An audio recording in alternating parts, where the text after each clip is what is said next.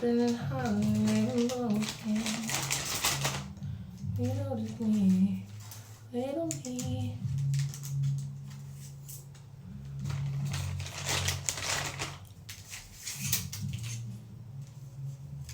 Oh yes, it's dry.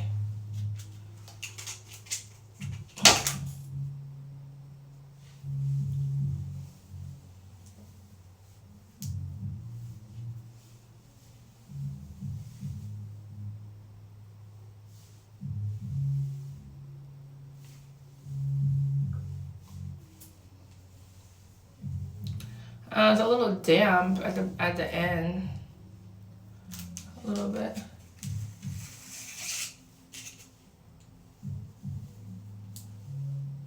That one's dry completely.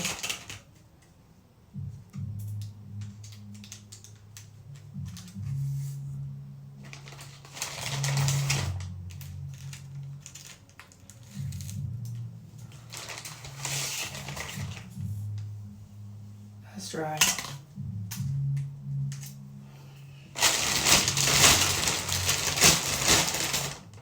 I like to keep my rollers in a drawer, my vanity drawer, and I like to keep my clips in a bag to keep it organized and just separate it for next time.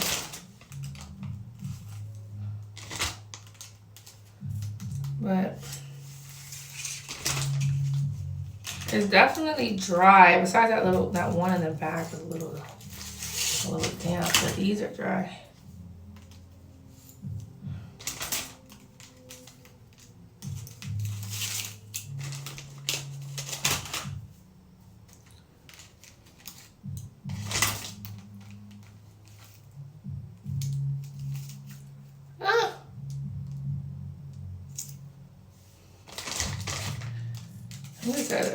What is this smell like?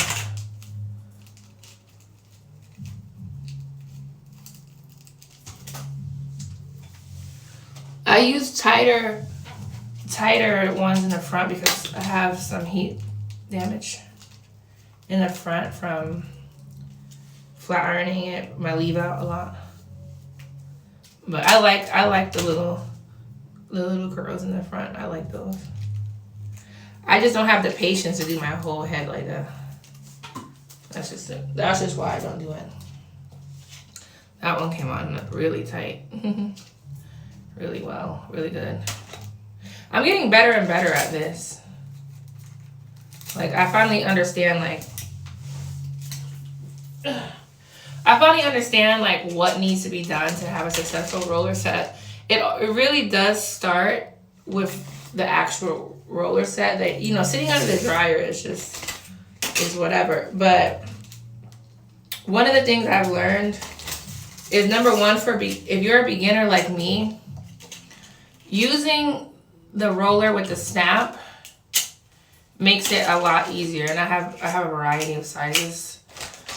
It just makes it so much easier just to get a smoother and more consistent result, and just to hold the rollers in place better versus using the magnetic rollers that you would just use this with the clip by itself. These are good too because they're bigger. Like, I have the really, really big ones. I would use those too eventually when I get just a little better at doing this, because that's just a bit more like advanced. But when you're because really it's about where you clip the pincho, and that's what this set has. What I really feel like I've learned this last set is where to clip the pincho. So let me take these out, and then I'm going to explain exactly what I mean. That's helping me to get way better results. So I use both. As you can see, I use the pincho and I use the snap, because the pincho helps me to get it as tight to the root as possible and kind of smooth the root.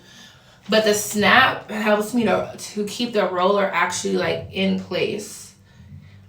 And to just kind of hold it and just give it that sturdiness that I wouldn't be able to get on its own, because I'm just not that advanced yet.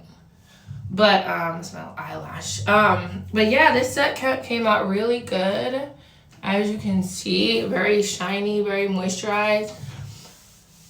So what I added before when my hair was wet was this product right here. This is a keratin hair dressing lotion. This is a keratin hair dressing lotion that has heat protectant in it, as you can see, for the blower and for the plancha. I used that when my hair was really wet. I keep a water bottle to re-wet it if it gets too dry, so it can come out smooth like how it did. And then I use this product. This is the OG Bond Protein Repair Heat Protectant. I love this. It smells so good. And then the last thing I did was I did use oil. You can't really see, but this is the Coconut Miracle Oil, which is really good.